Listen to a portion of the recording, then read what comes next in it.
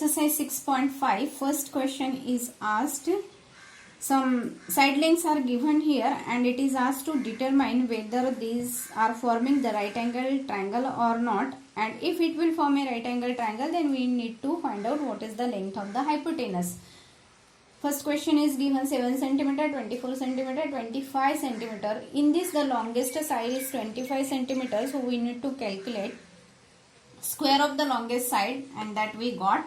Then we have to do the sum of the squares of the other two sides, and that also we got. These are two equal, and hence we can say that the longest side square is equal to the sum of the other two side square, and hence given triangle is a right angle triangle. If it is a right angle triangle, then the side opposite to 90 degree, okay, it means the longest side in that right angle triangle, that will be the hypotenuse, and hypotenuse length is 25 cm. If the triangle will not be found as the right angle triangle, then we cannot have their hypotenuse.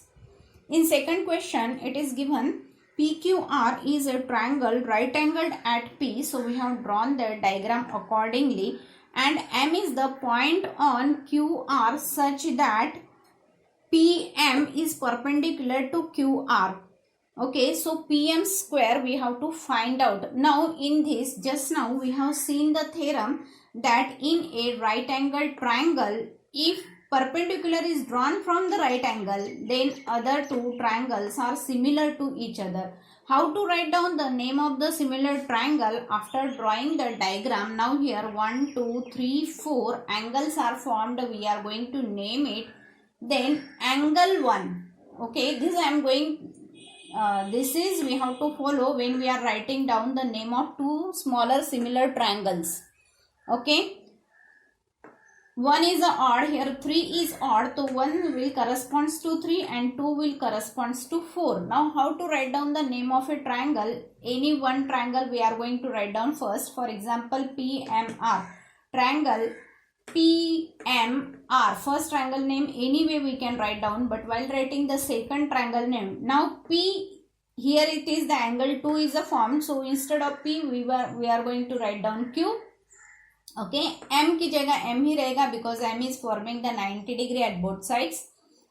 Then instead of R we have to write down P. Here at R angle 1 is a formed, at P angle 3 is a formed. So odd odd. Okay, in place of odd you have to put odd, in place of even you have to put even.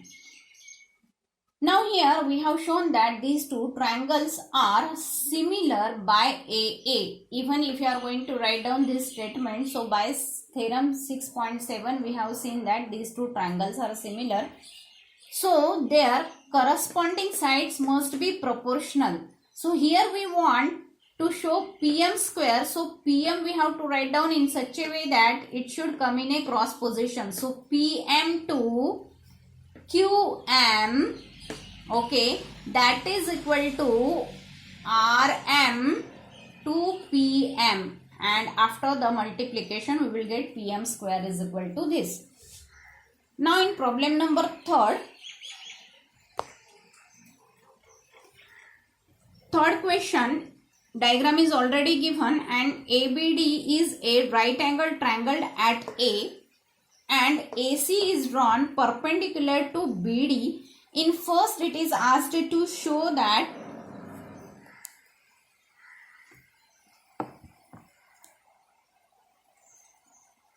AB square. Okay, so to get AB square we have to write down the name of two triangles in such a way that in both the triangle AB side should be there. So first we are going to take the bigger triangle, that is ABD. This is the bigger triangle. In bigger triangle we know that angle A is of 90 degree. So we have to write down a smaller triangle name in which angle B, angle A will be equal to 90 degree. That will be equal to another angle. Okay, so another triangle name, what it will be? ABC. That will be the another triangle name. But while writing the sequence, what we are going to follow? In this bigger triangle A is of 90 degree, in this smaller triangle C is of 90 degree. So in place of A we have to write down C. B is the common angle for both the triangle. Okay, for this both triangle, B is the common angle. So in place of B, there should be B. Now in place of D, the remaining letter, that is A, will be there, and hence you will get two triangles named like this. ABD is similar to triangle CBA by AA, and we have to arrange the sides in such a way that it should come in cross position so that you will get it's a square. Okay, same way you can do the question, sub question second and third of this. To have the side AC square, you have to take these two smaller triangles. To have the side AD square, again you have to take the bigger triangle and this triangle. Fourth question, ABC is an isosceles triangle right angled at C, and we need to prove AB square, okay, that is equal to twice AC square by Pythagoras theorem. Already it is given that it is 90 degree. So we can use here Pythagoras theorem. By Pythagoras theorem, AB square is equal to AC square plus BC square. But these both sides are equal, and hence you will get this. Fifth question. Already it is given that a isosceles right angle triangle, no, it is given that isosceles triangle and AB square is equal to twice AC square. So instead of twice AC, we can write down AC plus AC, but one AC we can replace with the BC, and we will get that AB is the hypotenuse. Why AB is the hypotenuse? By the converse of Pythagoras theorem, because we have shown square of the one of the side that is equal to the sum of the squares of other two sides, and hence by converse of the Pythagoras theorem we can write down that AB is the hypotenuse, and angle opposite to AB, that will be equal to angle C, that is equal to 90 degree, and hence ABC will be the right angled triangle. In sixth question, ABC is an equilateral triangle of the side 2A. So this is the equilateral triangle is drawn with the side 2A. We have to find out the altitude. Altitude means perpendicular drawn from the vertex on the opposite side. So here BD is the altitude, where angle D is of 90 degree. We have considered this triangle. In this triangle, angle D is of 90 degree, and hence we can apply the Pythagoras theorem. By Pythagoras theorem, we can write down that AB square, that is equal to 2A square, is equal to BD square plus AD square, and we will get BD square, that is equal to 3 times A square. Okay, so BD will be equal to what? Therefore, BD will be equal to root 3A. We know that all the altitudes of equilateral triangles are equal, and hence we can write down that length of all the altitudes is root 3A, or the height of that equilateral triangle is root 3A. Now in seventh question, rhombus it is given.